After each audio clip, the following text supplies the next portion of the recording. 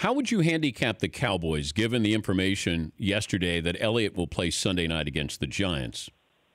Well, we should know by the end of the week whether or not he's going to be available for the rest of the season. And if the judge in Texas rules that the suspension will be delayed until the litigation ends, he most likely plays all year. So we'll have more clarity by the end of the week. But, look, I think that it's a huge impact on that offense. You've got two new offensive linemen. You've got a quarterback that opposing defenses have had 7 months to figure out everything he does well, everything he doesn't do well. How do they rattle him? How do they get to him? You take away his primary weapon for taking pressure off of the passing game and pulling a safety up into the box in Ezekiel Elliott. I mean, Darren McFadden and Alfred Morris, all due respect, if they were that good, they wouldn't have needed to use the 4th overall pick on Ezekiel Elliott. So it's a huge amount of pressure that gets put on Dak Prescott if he's not there. Now, can Prescott step up? We'll see. But he's going to be that key guy if he can adjust to Elliott. But again, by the time they start the game against the Giants, they will know whether or not they'll have him for the Broncos the following weekend. Why couldn't this have been decided prior to yesterday? Why not on Monday? Why this has been a year-long investigation? Why is it dragging out longer? Well, the reason it wasn't decided on Monday is because it was Labor Day and the court wasn't open. Now, the broader question is, why did it take the NFL to get so long to get to the point where this is all coming to a head now? One thing that I noticed last night when I was reading the arbitration ruling from Harold Henderson, Ezekiel Elliott and his accuser were both interviewed in late September of 2016. My question is, why does it take so long to get to the point that the suspension itself was first announced August the 11th of 2017? This really doesn't seem to be that complicated, and I don't know how much time was spent spinning wheels, chasing leads. I don't know how much was procrastination. I don't know how much of it was we really don't know what to do here, so let's just delay another few weeks and maybe we'll come up with a good conclusion.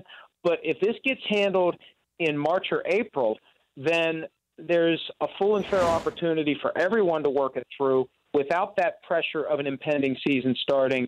And I'd like to think that one thing they learned from this is they need to move more quickly with these investigations where you've had no criminal charges, no arrest. This is the NFL firing up the engines of its own in-house justice system. If you're going to do that, time is of the essence. And remember last year during the season, we thought he was going to potentially be suspended during the season. Yeah. And then as soon as the season ended, I thought, well, surely we'll get a decision on this, and we didn't get it until August.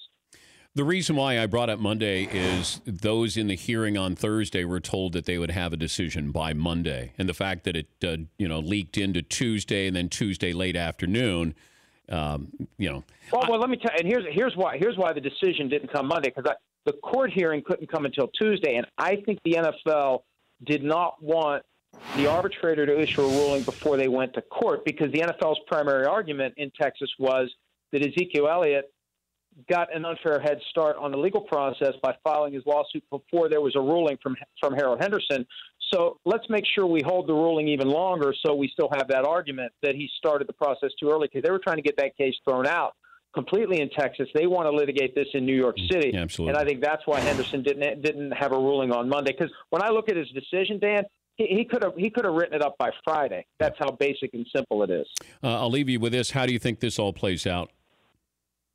Well, right now I think that the more likely outcome is Elliott plays all year and gets suspended next year, that he'll win in the short term like Brady did and others before Brady. He'll get to play while the suspension is challenged in court.